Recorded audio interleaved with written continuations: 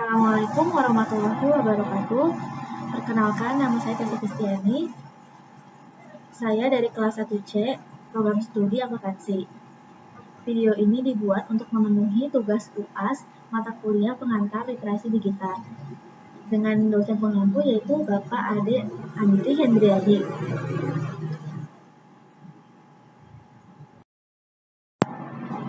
Di sini saya akan menyampaikan materi pertama, yaitu mengenai sistem basis data yang biasanya digunakan seorang akuntan.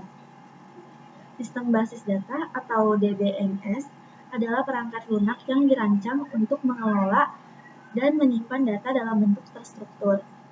Ini menyediakan antarmuka untuk pengguna atau aplikasi untuk berinteraksi dengan database, termasuk penyimpanan, pengambilan, pembaruan, dan penghapusan data. Sistem basis data adalah fondasi utama bagi organisasi dalam mengelola informasi dengan efektif dan efisien, memastikan data dapat diakses, diolah, dan dijaga keberlangsungannya. Lalu ada peran penting sistem basis data dalam pengelolaan informasi. Yang pertama ada pemeliharaan data, yaitu mempermudah pemeliharaan data dengan menyediakan fungsi pencatatan, pembaruan, dan penghapusan data secara terkontrol. Yang kedua, ada pengorganisasian data. DBMS membantu mengorganisir data menjadi struktur yang teratur, memudahkan penyimpanan dan penarikan informasi. Selanjutnya ada konsistensi data. DBMS memastikan konsistensi data dengan menerapkan aturan integritas sehingga data dapat tetap akurat dan dapat diandalkan. Yang keempat ada keamanan. Melalui kontrol akses, DBMS menjaga keamanan data dengan membatasi akses pengguna sesuai peran dan tanggung jawabnya. Selanjutnya ada efisiensi pencarian dan pemrosesan data. DBMS menyediakan mekanisme pencarian yang efisien, memungkinkan pengguna untuk dengan cepat mengambil data yang dibutuhkan. Selanjutnya ada integrasi data, memungkinkan integrasi data dari berbagai sumber, mendukung pengambilan informasi yang holistik untuk pengambilan keputusan.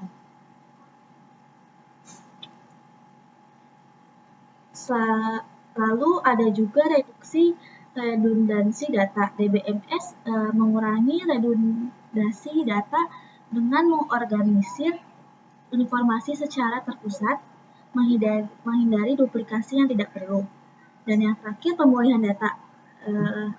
Hal ini menyediakan fitur pemulihan data setelah kegagalan sistem atau bencana dan juga menjaga keberlanjutan operasional.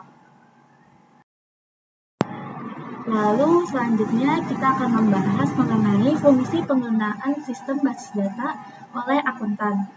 Yang pertama ada pencatatan transaksi keuangan. Sistem basis data membantu akuntan mencatat dan mengelola transaksi keuangan seperti penjualan, pembelian, dan pengeluaran perusahaan. Hal ini memungkinkan pencatatan yang teratur, akurat, dan terorganisir. Lalu yang kedua, sebagai fungsi manajemen data, pelanggan, dan pemasok. Basis data membantu dalam menyimpan dan mengelola informasi tentang pelanggan dan pemasok. Ini termasuk informasi kontrak, histori transaksi, dan informasi penting lainnya yang relevan bagi Departemen Keuangan. Lalu yang ketiga, yaitu fungsi perencanaan keuangan dan anggaran. Dengan menggunakan basis data, akuntan dapat mengakses informasi historis yang diperlukan untuk membuat perencanaan keuangan, mengembangkan anggaran, serta menganalisis kinerja keuangan secara lebih efisien. Lalu yang keempat, ada pemrosesan data dan pelaporan keuangan. Sistem basis data memainkan peran penting dalam memproses data keuangan dan menyajikannya dalam laporan yang diperlukan, seperti laporan laba rugi, dan laporan keuangan lainnya. Lalu yang kelima ada kepatuhan dari audit. Kepatuhan dan audit, basis data yang baik mendukung proses audit dan memastikan kepatuhan terhadap peraturan dan kebijakan keuangan. Ini memungkinkan akuntan untuk memastikan bahwa data yang diperlukan untuk audit tersedia dengan mudah dan akurat. Lalu yang keenam ada analisis dan proyeksi keuangan. Melalui basis data, akuntan dapat melakukan analisis keuangan lebih mendalam, membuat proyeksi, dan memprediksi tren yang berpotensi mempengaruhi keuangan perusahaan di masa depan. Penggunaan sistem basis data ini dalam konteks akuntansi membantu akuntan dalam menyajikan informasi keuangan yang akurat, menjaga kepatuhan, dan mendukung pengambilan keputusan yang didasarkan pada data yang handal. Lalu ada poin struktur data dalam akuntansi. Yang pertama yaitu entitas utama yang dibagi menjadi beberapa poin, yaitu pelanggan atau customers, pemasok atau suppliers, dan transaksi atau transactions. Kita bahas dari pelanggan. Pelanggan itu merupakan representasi dari individu atau entitas bisnis yang melakukan pembelian produk atau layanan dari perusahaan. Informasi pelanggan mencakup data kontak, histori pembelian, dan informasi lain yang relevan. Lalu yang selanjutnya kita akan membahas mengenai pemasok atau suppliers. Hal ini merupakan entitas yang menyediakan barang atau jasa kepada perusahaan. Data pemasok melibatkan informasi seperti alamat, informasi kontak, dan histori transaksi. Lalu yang terakhir ada transaksi atau transactions. Ini mencakup setiap kegiatan bisnis yang melibatkan pertukaran dari nilai seperti penjualan, pembelian, atau pengeluaran. Informasi mencakup tanggal, jumlah, dan pihak yang terlibat. Lalu struktur data dalam akuntansi juga ada yaitu hubungan antar entitas atau entity relationships. Yang pertama itu contohnya ada pelanggan dan transaksi. Dalam hal ini relasi one to many di mana suatu pelanggan dapat terlibat dalam banyak transaksi. Sebaliknya, satu transaksi biasanya terkait dengan satu pelanggan. Yang kedua ada pemasok dan transaksi. Hubungan serupa di mana satu pemasok dapat memiliki banyak transaksi, tapi setiap transaksi biasanya hanya terkait dengan satu pemasok. Lalu struktur data yang ketiga yaitu kardinalitas dalam basis data atau one to one. Yaitu yang pertama, setiap entitas dalam satu sisi relasi hanya dapat berhubungan dengan satu entitas di sisi lain, dan sebaliknya. Contohnya itu hubungan antara nomor identitas pelanggan dan nomor identifikasi transaksi. Yang kedua ada one to many, yaitu setiap entitas di satu sisi relasi dapat berhubungan dengan banyak entitas di sisi lain, tapi sebaliknya tidak benar. Contohnya itu satu pelanggan dapat melakukan banyak transaksi, tapi satu transaksi hanya dapat terkait dengan satu pelanggan. Lalu yang selanjutnya ada many to many, yaitu setiap entitas di suatu sisi relasi dapat berhubungan dengan banyak entitas di sisi lain, dan sebaliknya. Contoh, banyak pelanggan dapat terlibat dalam banyak transaksi. Yang keempat, itu ada zero to many, itu setiap entitas di satu sisi relasi dapat tidak berhubungan dengan entitas di sisi lain atau dapat berhubungan dengan banyak entitas di sisi lain. Contohnya itu pelanggan baru yang belum melakukan transaksi.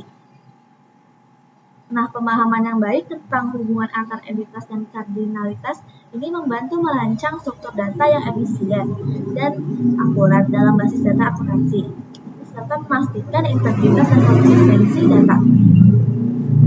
Poin selanjutnya melakukan kontrol untuk kerahasiaan informasi keuangan. Yang pertama itu ada pemisahan hak akses. Nah, di sini tuh penting untuk memberikan akses yang sesuai berdasarkan peran dan tanggung jawab individu atau departemen dalam organisasi.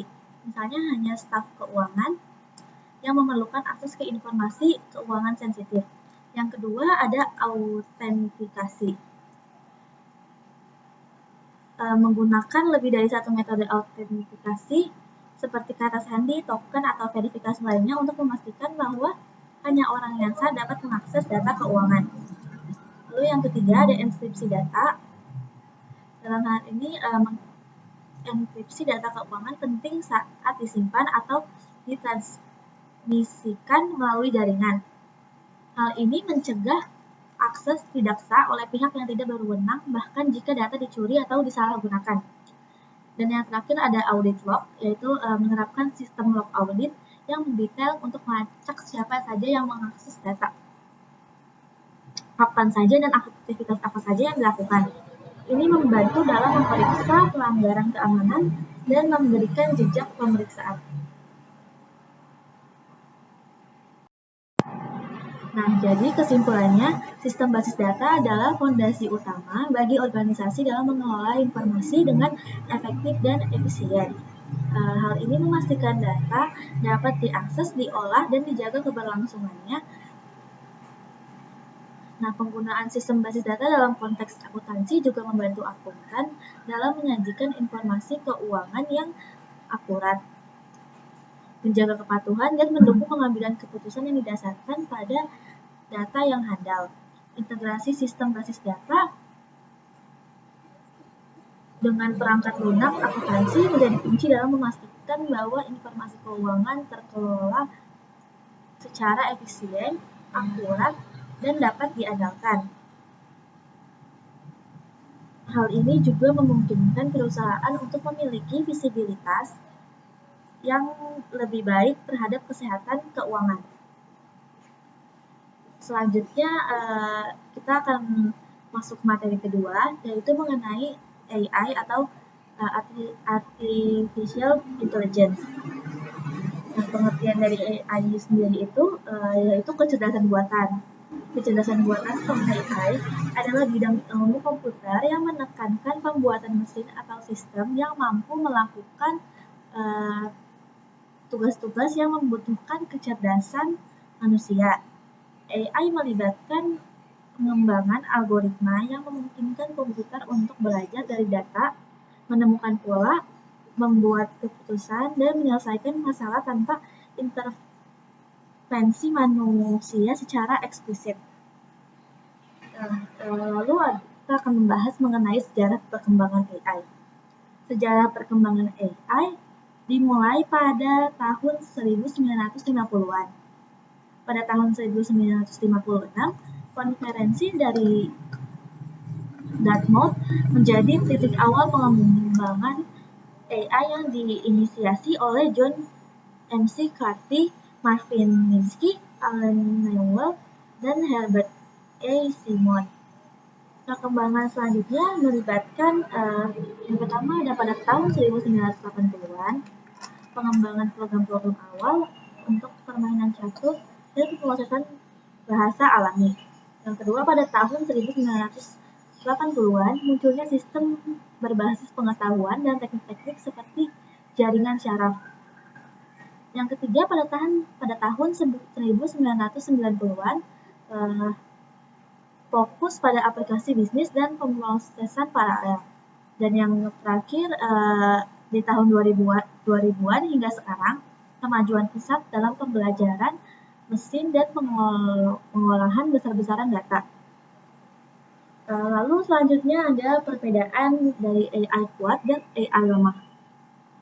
AI kuat atau strong AI yaitu AI yang memiliki kemampuan untuk mengeksekusi tugas-tugas kecerdasan manusia di semua bidang. Contoh dari AI kuat ini yaitu sistem yang bisa menggantikan manusia dalam berbagai kegiatan seperti pemecahan masalah kompleks, kreativitas, dan pemahaman bahasa secara mendalam.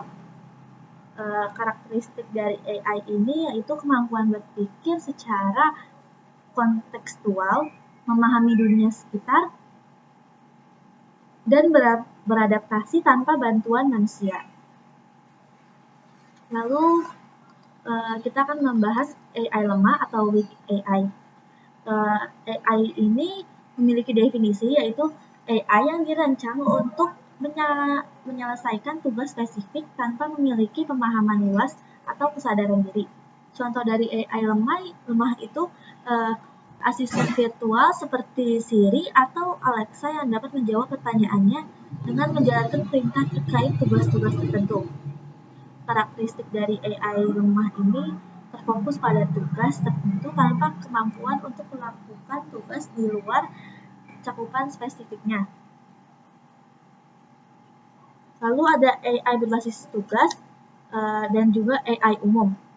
Nah, perbedaan dari AI berbasis tugas itu yaitu sistem AI yang dirancang untuk menyesuaikan tugas tertentu atau area spesifik tanpa kemampuan umum atau pengetahuan luas.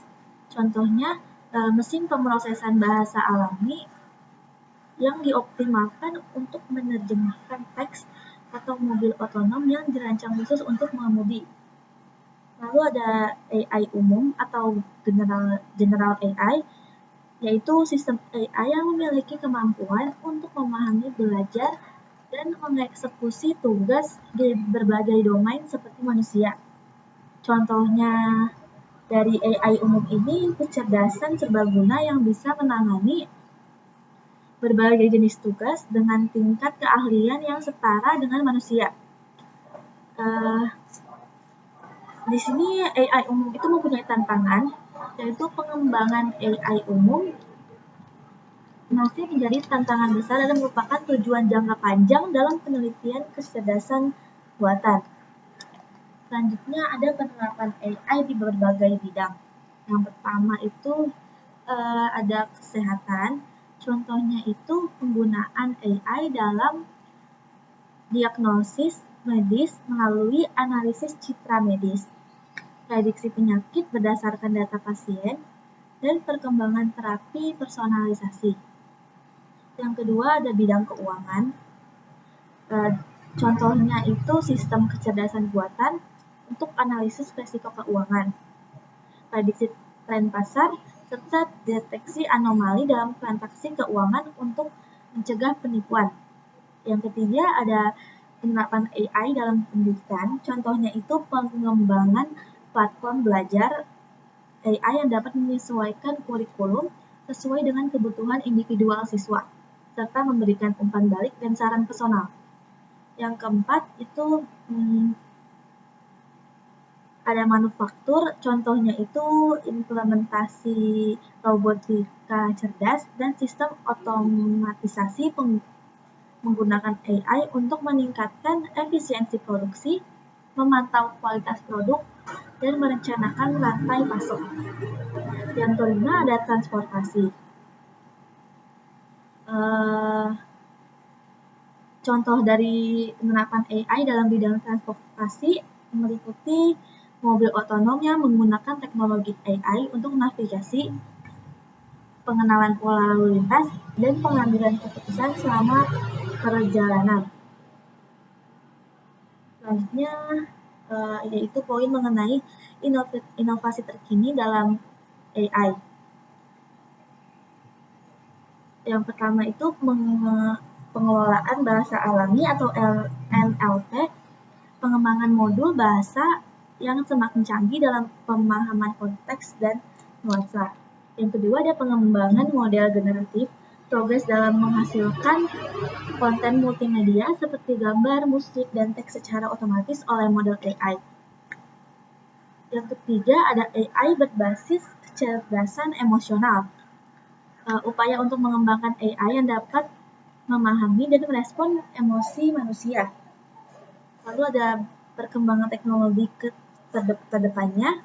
Yang pertama ada computational power, yaitu peningkatan daya komputasi yang memungkinkan pengembangan model AI yang lebih kompleks dan efisien. Yang kedua ada edge computing, yaitu perkembangan teknologi untuk memproses data di pinggiran jaringan secara real time, memungkinkan aplikasi AI di perangkat yang lebih kecil seperti sensor dan smartphone. Yang ketiga ada interaksi manusia, atau AI yang lebih lancar, pengembangan antarmuka yang lebih intuitif dan alami untuk berinteraksi dengan AI seperti penggunaan suara, gestur, dan bahasa tubuh. Nah, kesimpulan dari materi ini yaitu kecerdasan buatan atau AI telah mengalami perkembangan pesat sejak awalnya diperkenalkan pada tahun 1950-an. Dari AI lemah yang menyelesaikan tugas spesifik hingga AI kuat yang memiliki kemampuan menyerupai kecerdasan manusia. Perkembangan ini membawa dampak signifikan dalam berbagai bidang. Penerapan AI juga telah meluas, mempengaruhi sektor kesehatan, keuangan, pendidikan, manufaktur, dan transportasi. Namun, tantangan seperti bias algoritma, keamanan privasi, dan dampak sosial seperti pengangguran teknologi perlu diatasi dengan pendekatan yang bijak. Masa depan AI yang menjanjikan inovasi terkini seperti pengolahan bahasa alami yang lebih canggih, model generatif yang lebih kuat, dan interaksi manusia. AI yang lebih lancar diperlukan pula perhatian terhadap etika pengembangan AI, tanggung jawab hukum, dan transparansi dalam penggunaan teknologi ini. Selanjutnya masuk ke materi ketiga, yaitu mengenai sistem informasi akuntansi.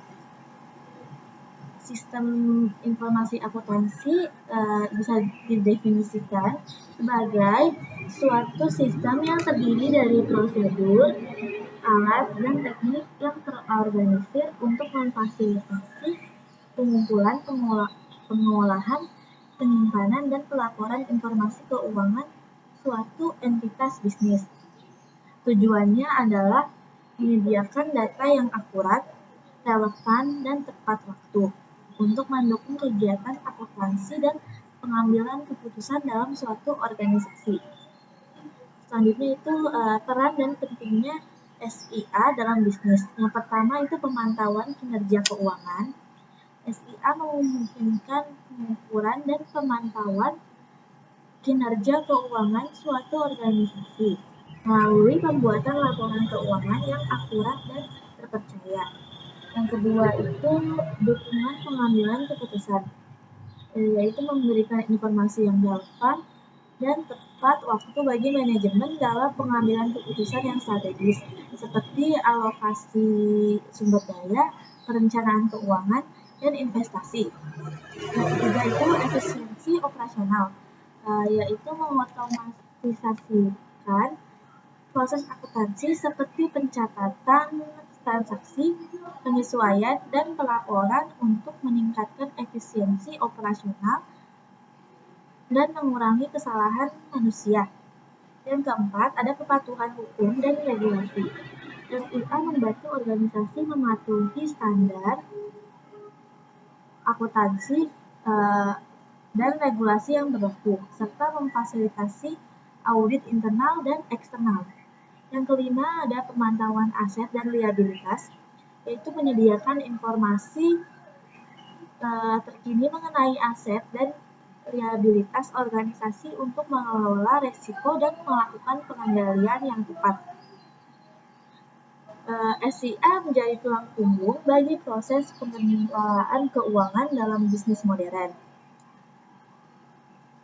Dan kehadirannya mendukung transparansi, akurasi, dan keterandalan informasi keuangan yang menjadi landasan bagi pengambilan keputusan yang bijak dalam mengelola bisnis.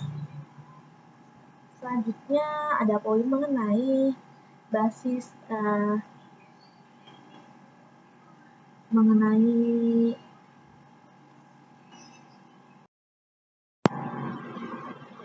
basis data akuntansi. Basis data akuntansi merupakan fondasi yang menyimpan semua informasi keuangan organisasi. Ini mencakup data transaksi, catatan keuangan, informasi karyawan terkait gaji, dan informasi keuangan lainnya. Basis data ini dirancang untuk menyimpan data secara terstruktur, mengatur akses, dan memastikan keamanan serta integritas data. Selanjutnya ada aplikasi perangkat lunak akuntansi. Aplikasi perangkat lunak akuntansi adalah sistem yang digunakan untuk mengelola dan memproses data akuntansi. Ini meliputi pencatatan transaksi, pembuatan laporan keuangan, pengelolaan inventaris, dan penyesuaian pajak. Aplikasi ini juga dapat memungkinkan integritas dengan bank, sistem pembayaran, dan layanan keuangan lainnya untuk mengotomatisasikan proses bisnis. Selanjutnya ada infrastruktur teknologi informasi. Infrastruktur teknologi informasi dalam konteks SIA melibatkan perangkat keras atau hardware, perangkat lunak atau software, serta jaringan komputer yang mendukung operasi SIA.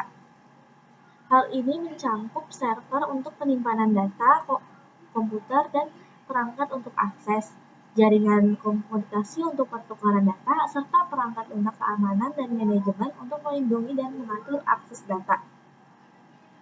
Ketiga komponen ini merupakan bagian integral dari sistem informasi akuntansi modern yang memungkinkan pengelolaan informasi keuangan dengan efisien, keakuratan, dan keamanan yang tinggi. Perangkat lunak dan infrastruktur teknologi informasi mendukung infrastruktur teknologi basis data akuntansi untuk memberikan layanan akuntansi yang andal dan memenuhi kebutuhan informasi keuangan organisasi dengan baik.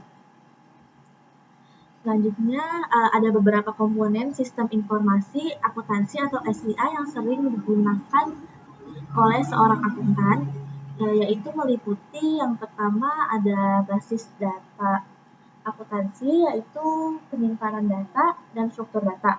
Nah, penyimpanan data ini tujuannya untuk menyimpan informasi terkait transaksi keuangan, catatan akuntansi, dan informasi terkait keuangan perusahaan.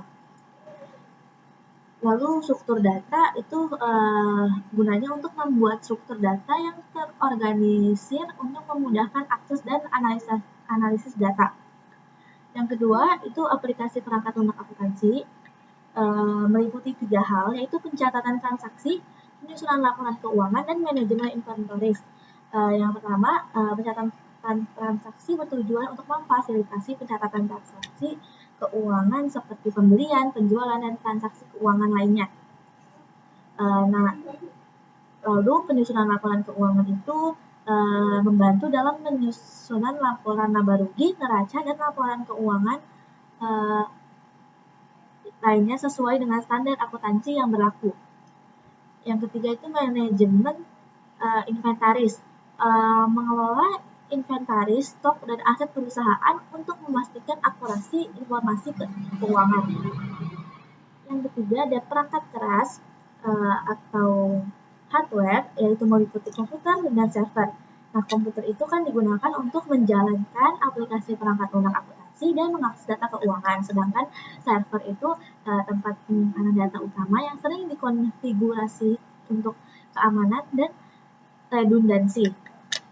Yang keempat, ada perangkat lunak manajemen keuangan. Yang pertama itu ada pengelolaan kas, yaitu aplikasi yang membantu dalam manajemen aliran kas, perencanaan keuangan, dan pengelolaan likuiditas.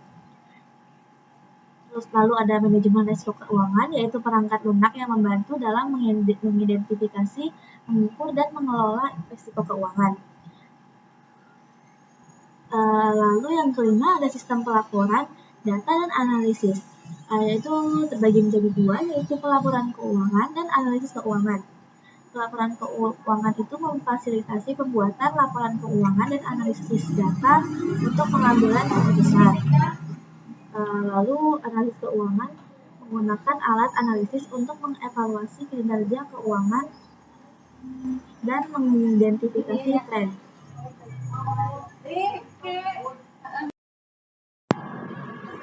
Komponen-komponen ini membantu seorang akuntan dalam mengelola informasi keuangan dengan efisien dan akurat, memastikan ketaatan terhadap standar akuntansi yang berlaku, serta mendukung pengambilan keputusan yang lebih baik dalam lingkup keuangan perusahaan.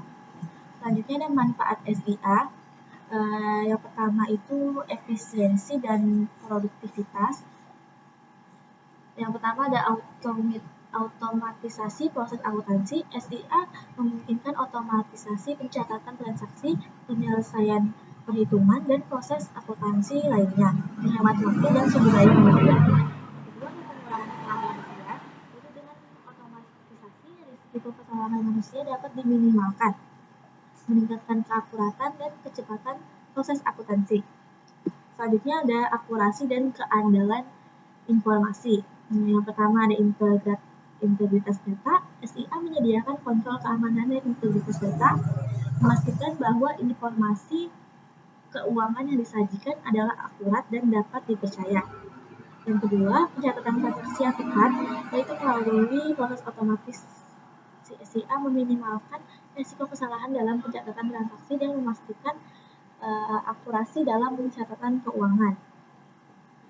Manfaat-manfaat ini menjadikan SIA sebagai elemen kunci dalam meningkatkan efisiensi operasional, keakuratan informasi keuangan, dan mendukung proses pengambilan keputusan yang cerdas dalam lingkungan bisnis. Kesimpulan dari materi ini yaitu menghadapi tantangan yang ada dan memanfaatkan peluang yang terbuka adalah kunci bagi organisasi untuk meningkatkan penggunaan SIA secara efektif dan responsif terhadap perubahan. Dengan memaksimalkan manfaatnya dan mengatasi tantangan yang muncul, SIA dapat menjadi aset yang kritis dalam manajemen keuangan organisasi di masa depan.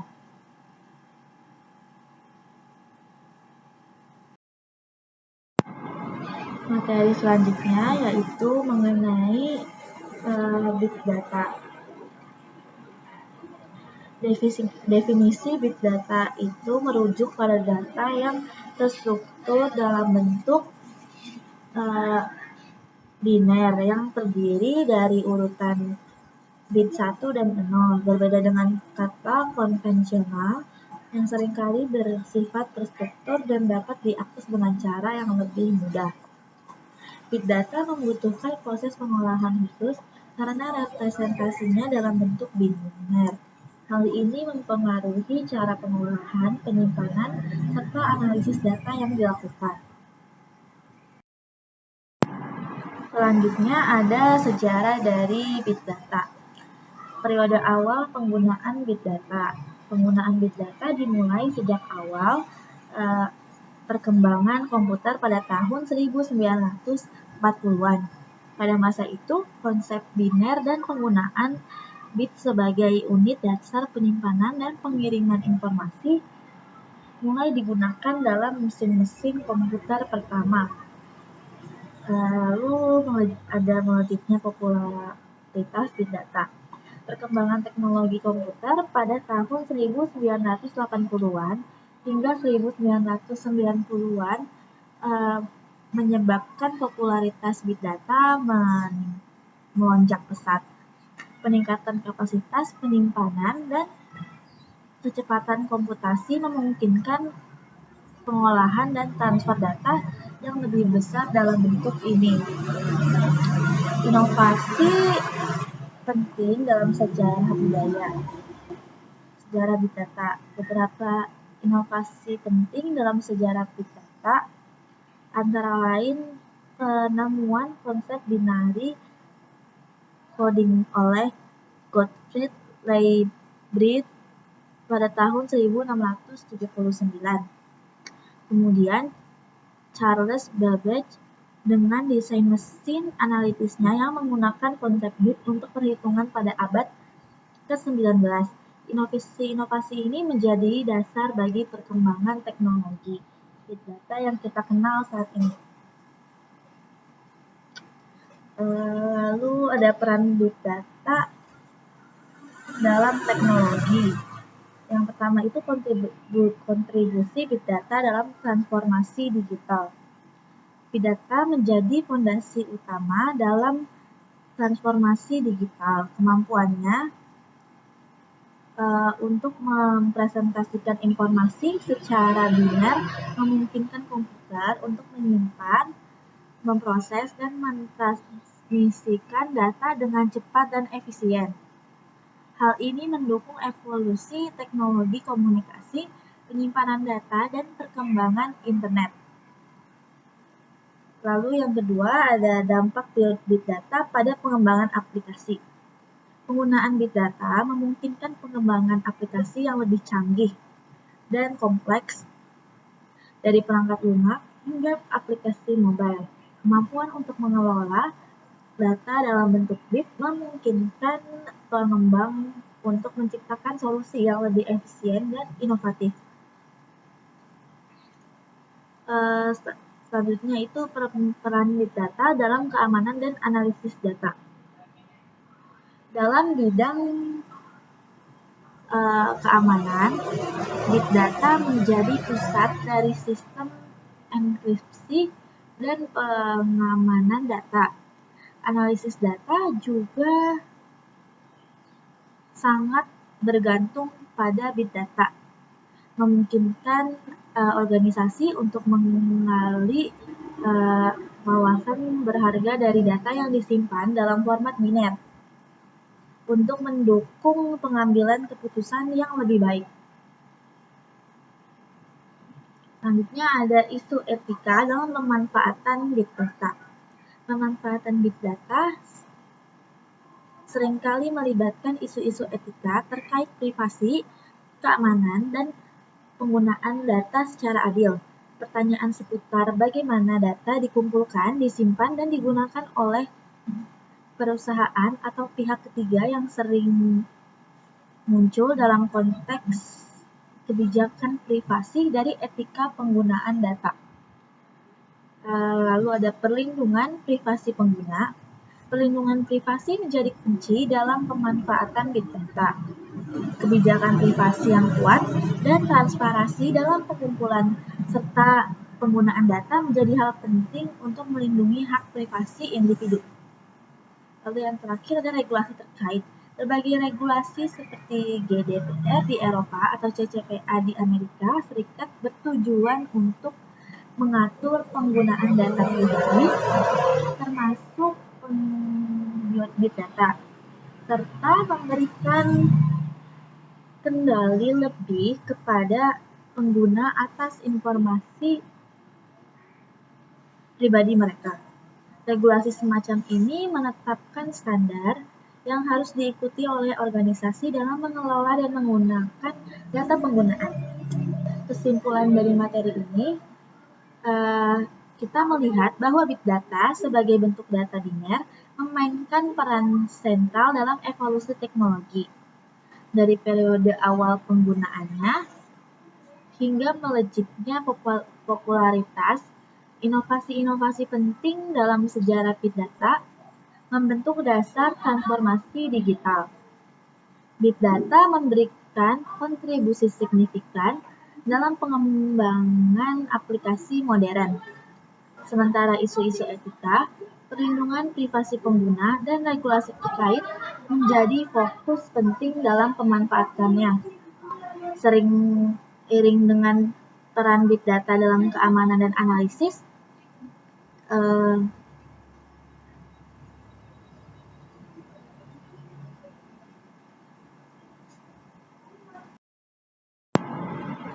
penting bagi organisasi untuk menghadapi tantangan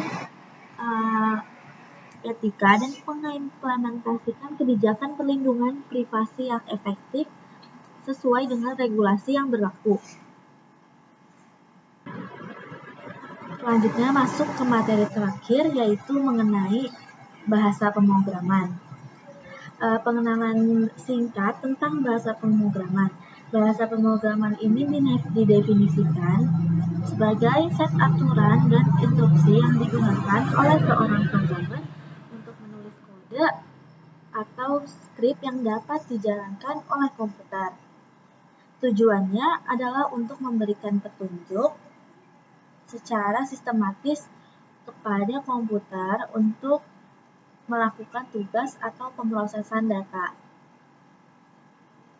Bahasa pemrograman memungkinkan manusia berkomunikasi dengan mesin secara efektif dan menciptakan aplikasi perangkat lunak atau situs web yang dapat dijalankan oleh komputer. Dengan beragam jenis bahasa pemrograman, setiap bahasa memiliki kegunaan dan keunikan tersendiri dalam menyelesaikan berbagai jenis masalah. Selanjutnya itu poin mengenai pentingnya pemahaman bahasa pemrograman dalam dunia teknologi. Pemahaman bahasa pemrograman memiliki peran krusial dalam dunia teknologi dan ini penting dikarenakan ada beberapa faktor. Yang pertama itu pengembangan perangkat lunak. Bahasa pemrograman adalah alat utama untuk menciptakan perangkat lunak dan aplikasi. Pemahaman yang baik akan memungkinkan pengembang membuat solusi perangkat lunak yang efisien dan efektif. Yang kedua ada inovasi teknologi. Pemrograman memungkinkan inovasi. Dengan pemahaman bahasa pemrograman, individu dapat menciptakan teknologi baru, mulai dari aplikasi kecil hingga sistem kompleks seperti kecerdasan buatan dan keamanan komputer. Selanjutnya itu pemecahan masalah. Bahasa pemrograman adalah alat untuk merancang dan memecahkan masalah. Dengan pemahaman yang baik, seseorang dapat mengidentifikasikan dan mengatasi tantangan teknis dalam pengembangan perangkat lunak. Yang keempat ada kolaborasi tim. Dalam tim pengembangan perangkat lunak, pemahaman bahasa pemrograman memungkinkan anggota tim berkomunikasi secara efektif, memahami kode satu sama lain, dan berkontribusi pada proyek secara sinergis. Yang kelima, itu keterampilan profesional. Pemahaman bahasa pemrograman meningkatkan keterampilan profesional seseorang. Ini memberikan peluang pekerjaan yang lebih luas dan memungkinkan individu untuk berkontribusi pada berbagai industri. Yang keenam itu pemeliharaan perangkat lunak. Pemahaman yang kuat terhadap bahasa pemrograman memfasilitasi pemeliharaan perangkat lunak. Pengembang dapat dengan mudah memperbaiki bug, atau mengoptimalkan program yang sudah ada. Dengan demikian, pemahaman bahasa pemrograman tidak hanya membuka pintu bagi pengembang perangkat lunak, tetapi juga merupakan aspek kunci dalam memahami dan membentuk arah teknologi secara keseluruhan. Selanjutnya itu ada bahasa pemrograman dibagi menjadi dua sesuai tingkatnya, yaitu tingkat rendah dan tingkat tinggi. Perbedaan antara keduanya melibatkan tingkat abstraksi dan kemampuan untuk berinteraksi langsung dengan perangkat keras komputer. Kita membahas mengenai bahasa pemrograman tingkat rendah terlebih dahulu. Karakteristik dari bahasa pemrograman tingkat rendah ialah lebih dekat dengan bahasa mesin dan perangkat keras. Terus yang kedua, memberikan kontrol yang lebih langsung terhadap sumber daya perangkat keras. Contoh dari bahasa pemrograman tingkat rendah itu ialah bahasa rakitan atau assembly dan bahasa mesin. Keuntungan dari adanya bahasa pemrograman tingkat rendah yaitu kontrol yang tinggi terhadap perangkat keras, efisiensi eksekusi yang tinggi. Lalu ada keterbatasan dari bahasa pemrograman tingkat rendah. Yang pertama yaitu memerlukan pemahaman mendalam tentang arsitektur perangkat keras. Kode cenderung lebih rumit dan sulit dibaca. Lalu kita membahas mengenai bahasa pemrograman tingkat tinggi. Karakteristik dari bahasa pemrograman tingkat tinggi yaitu yang pertama lebih berabstraksi dari perangkat keras dan fokus pada kejelasan dan produktivitas pengembang. Contoh dari bahasa pemrograman tingkat tinggi yaitu Python, Java, C++, C++, lalu ada juga bahasa script seperti JavaScript. Nah, keuntungan dari adanya bahasa pemrograman tingkat tinggi itu yaitu lebih mudah dipahami dan digunakan, pemrograman lebih cepat dan efisien. Tapi dia juga memiliki kekurangan, yaitu mungkin kurang efisien dalam penggunaan sumber daya dan kontrol terhadap perangkat keras lebih terbatas. Lalu ada pilihan sesuai penggunaannya. Kalau tingkat rendah itu digunakan untuk pengembangan sistem tertanam, mengoptimalkan performa, atau ketika kontrol langsung terhadap perangkat keras diperlukan. Lalu ada tingkat tinggi, yaitu lebih umum digunakan untuk mengembangkan perangkat lunak aplikasi, web, dan proyek-proyek yang membutuhkan produktivitas tinggi. Pilihan antara bahasa tingkat yang rendah dan tingkat tinggi tergantung pada kebutuhan proyek dan trade-off kontrol dan kemudahan pengembangan.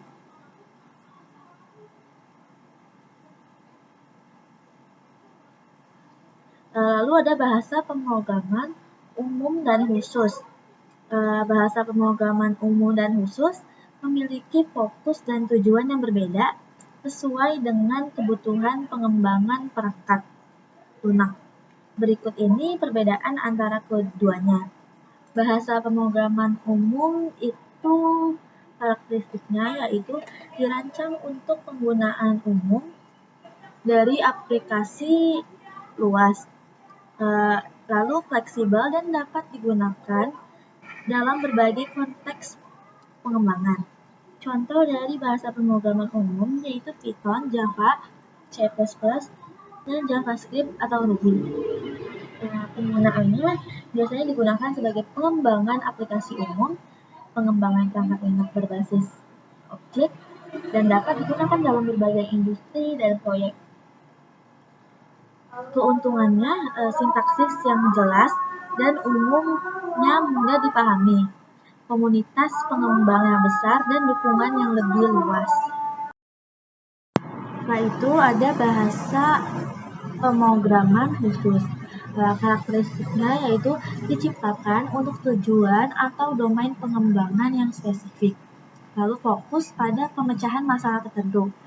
Contoh dari bahasa pemrograman khusus yaitu SQL untuk manajemen basis data, lalu MATLAB untuk komputasi teknis dan ilmiah, dan HDIL untuk desain sirkuit digital. Penggunaan dari bahasa pemrograman khusus bisa untuk pemrosesan data khusus, pengembangan perangkat keras atau perangkat lunak terkait domain tertentu, lalu analisis statistik atau ilmu pengetahuan tertentu. Keuntungannya yaitu efisien dalam pemecahan masalah tertentu dan menyediakan alat dan fungsi khusus untuk kebutuhan domain spesifik. Kalau sesuai penggunaannya, bahasa pemrograman umum itu cocok untuk pengembangan aplikasi, proyek, web, dan sebagian besar kebutuhan umum. Dan bahasa pemrograman khusus digunakan ketika diperlukan pemrosesan atau analisis yang spesifik dalam suatu domain seperti statistik, ilmu pengetahuan, atau pengembangan perangkat keras. Pilihan antara bahasa umum dan khusus tergantung pada kebutuhan proyek dan jenis tugas yang akan diatasi. Selanjutnya ada bahasa pemrograman yang paling populer saat ini. Yang pertama ada Python, populer karena sintaksis yang mudah dipahami dan fleksibilitasnya. Python juga digunakan dalam pengembangan web, kecerdasan buatan, analisis data, dan automasi. Lalu yang kedua ada JavaScript, esensial untuk pengembangan web dan mendukung banyak framework front end dan back end. JavaScript digunakan untuk membuat interaksi pengguna pada situs web. Yang ketiga ada Java, populer karena kuat dan platform NoScript digunakan dalam pengembangan perangkat lunak skala besar, terutama dipilih untuk aplikasi perusahaan dan pengembangan Android. Yang keempat ada C++, yaitu digunakan dalam pengembangan perangkat lunak tingkat rendah hingga tingkat tinggi. C++ berperan penting dalam pengembangan game, sistem operasi, dan perangkat lunak embedded. Kesimpulan dari materi ini yaitu bahasa pemrograman sebagai alat komunikasi antara manusia dan komputer terbagi menjadi tingkat rendah dan tingkat tinggi, serta umum dan khusus. Dalam dunia teknologi saat ini, beberapa bahasa pemrograman yang populer seperti Python, JavaScript, Java, dan C++ memainkan peran krusial dalam berbagai industri, mulai dari pengembangan web hingga kecerdasan buatan. Pilihan bahasa pemrograman didasarkan pada kelebihan uniknya seperti kemudahan pembelajaran, efisiensi eksekusi, dan dukungan komunitas. Dengan pemahaman ini, pengembang dapat membuat keputusan yang tepat untuk memenuhi kebutuhan proyek dan mengoptimalkan pengembangan perangkat lunak. Saya sudah mencoba membuat bahasa pemrograman, akan ditampilkan seperti berikut. Dan mungkin itu saja yang bisa saya sampaikan mengenai materi pengantar literasi digital. Semoga ilmunya bermanfaat. Terima kasih. Wassalamualaikum warahmatullahi wabarakatuh.